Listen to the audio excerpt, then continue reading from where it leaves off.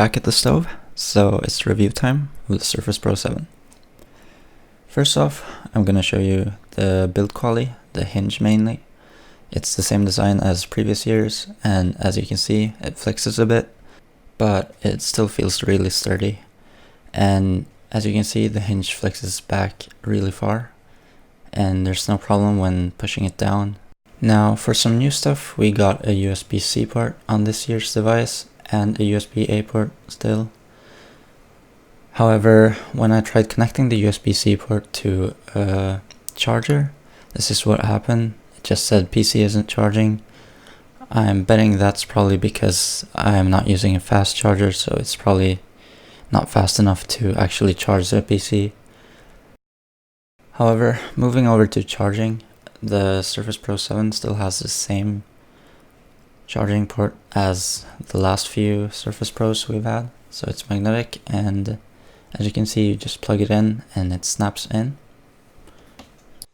And you see the light indicating that it's charging. So according to Microsoft, the Surface Pro 7 is supposed to charge 80% in about 1 hour. And from my testing, that's pretty accurate. However, they also advertise that the Surface Pro 7 is supposed to have 10 hours of battery life, which in my opinion is very optimistic of them. As you can see, here's the stats for the battery in my Surface Pro. Normal Surface Pro 7s are gonna have about 4,300 kilowatt hours. Mine has slightly above 4,500, so that means it's above average, yet I still don't get 10 hours. I get about 8 hours when just browsing the web, not doing any heavy tasks like gaming or video editing or anything. So for most people, that's enough for a day. And next up, we've got the Wi-Fi. So the Surface Pro 7 comes with a new Wi-Fi card. It's an Intel card, which is an improvement over last year's Marvel card. So trying it on speedtest.net, I've got about the same results as I do on my desktop PC with Ethernet cable. And this is bearing in mind that I'm doing this in the kitchen, so that's about 20 meters away from the router, yet it still holds up to Ethernet speeds. I'm paying for about 100 megabit up and 100 megabit down, but usually it's around 91 to 95 megabits up and down. The ping, however, is slightly lower on Ethernet, so if you're going to be gaming, then Ethernet is going to be faster, but it's still a very good Wi-Fi card, and it should be enough to game on, no problem. So next up, I'm going to show you some benchmarks of the i5 8GB model. First up, I used Geekbench 5, so I did the OpenCL and the CPU test. The OpenCL, the Surface Pro 7 scored a score of 7,615. If you want to see further results, then just pause anywhere on the screen. Next up, I used the CPU test. So the single core score was slightly above 1K and the multi-core above 4K, so this is an improvement over last year's. It's even an improvement over last year's i7 models. Again, you can pause the screen at any time to see any specific result you want to. Now for the drawing. First up, I used the whiteboard app that comes with the Surface Pro 7. All you have to do is press the top button on the pen to launch it, or just search for whiteboard on Windows. The lines the pen draws are really clean. If they're jagged at all, that's because of my hands. And you can see here, I should try to show off the pressure points, and they're slightly more noticeable IRL, but you can still see them kind of on camera. Keep in mind that I'm using a phone to record this, so.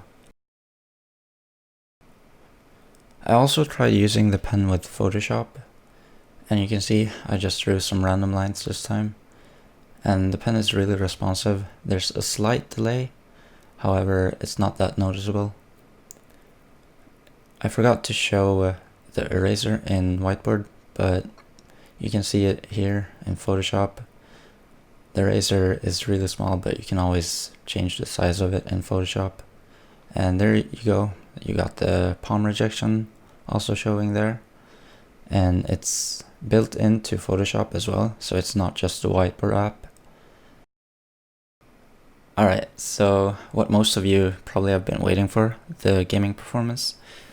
I tried a couple different games, mainly Minecraft, CSGO, and Rocket League, and they all were really laggy, and at its current state it's not playable, but I'm showing you clips of it because I saw people asking me of it.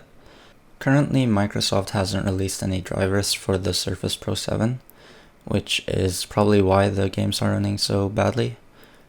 The games not only run bad FPS wise, but they have really high latency, but that should be fixed by the time the device actually releases, because by then Microsoft will have drivers released for the Iris Plus graphics. Intel does have them released already, however you have to download it directly from Microsoft. They don't let you download drivers individually, you have to download the Surface drivers from Microsoft themselves. But this shouldn't be a problem for people that buy the Surface Pro 7 at release date or after.